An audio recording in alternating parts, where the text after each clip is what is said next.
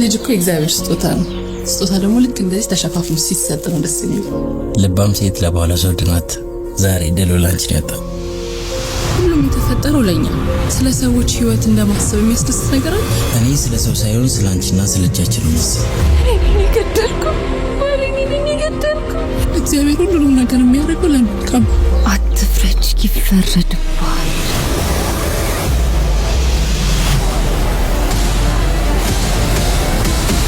መቼም ሌባ ሆነ ክልሱን አላውቅም ማለት ሁሉም ሰው በህግ ፊት እኩል ነው። ሁሉ ነገር ካደረኩልኝ በኋላ ታስይዘኛል። እማንኝ እንደዛ አይደለም።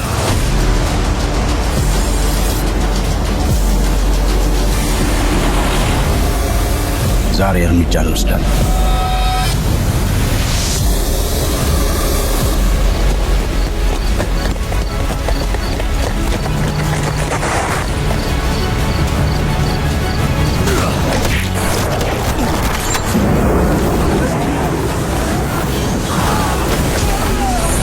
ፍርድ የሚወሰነው በእውነት ሳይሆን በማስረጃ ነው።